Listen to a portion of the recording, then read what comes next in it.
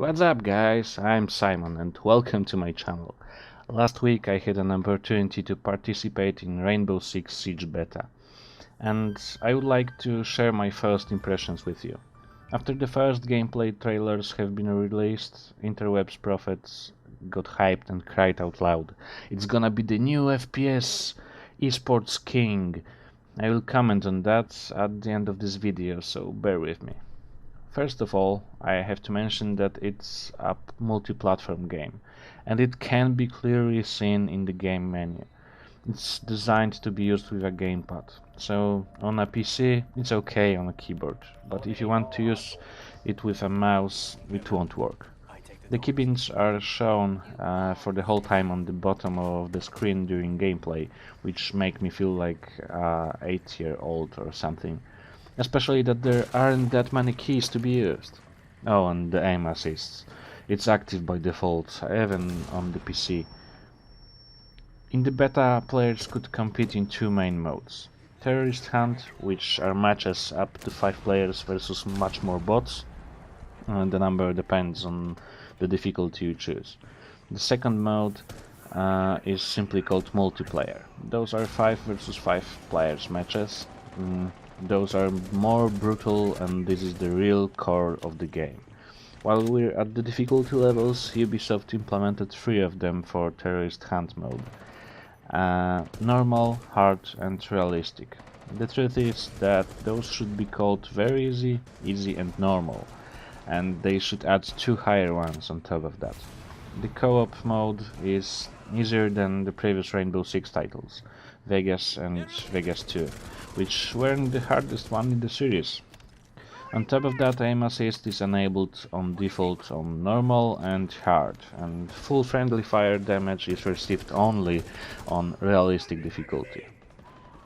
The Terrorist Hunt mode is a great practice to earn some points to get your unlockables. Yeah, unlockables. Siege is based on a system that gives you points after each match. You can spend those hard-earned points to unlock new characters and customize their weapons.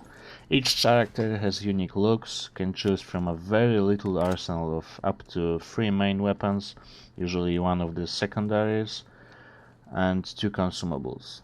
Furthermore, each character has a unique skill or a gadget, very specific to its role and feel. There is a British SAS operator with a huge sledgehammer, a silent French with a huge riot shield, or something as crazy as electronic magnet that pulls thrown grenades to it.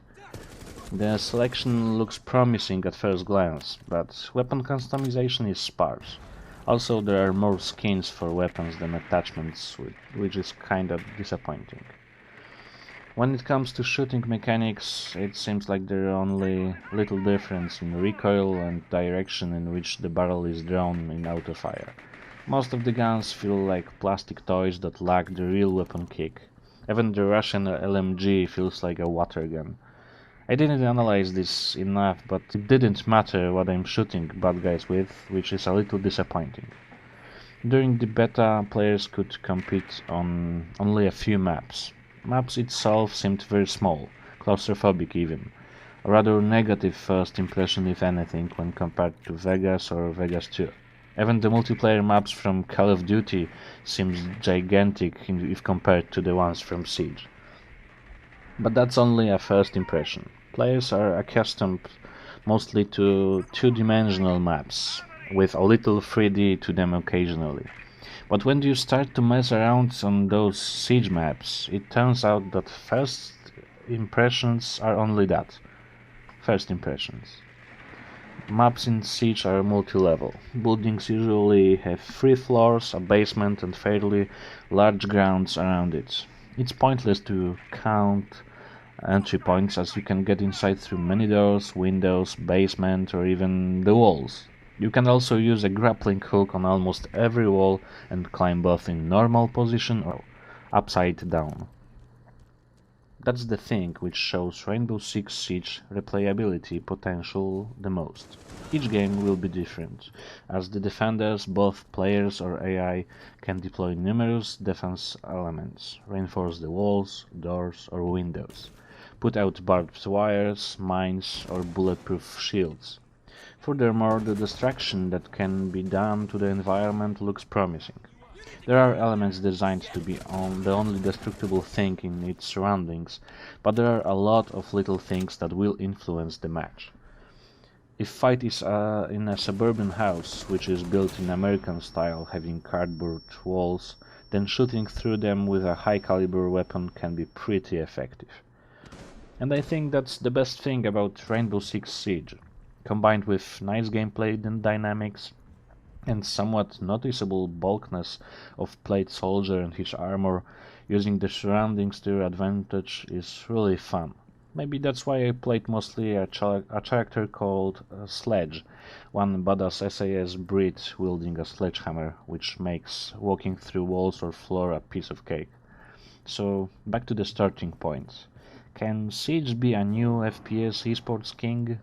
Maybe on consoles, where there's not much competition besides Call of Duty, but on the PCs there's Counter-Strike Global Offensive, a game that won't be so easily dethroned, even by a very solid game. CSGO has its enormous player base, popularity and history, which combined with huge support from esports sponsors and promoters makes it a top dog. The Siege definitely has a potential to be a solid game. It has some great features, but somewhat lacks in other departments. If that's only how the beta was, a full game will be, or just a base for a bunch of useless DLCs, only the time will show. One thing is certain, drinking beer and shooting bots with your mates can be as fun as hell. If you want to share your insight on the Rainbow Six Siege, please leave a comment. That would be all from me, thanks for watching, and see you soon.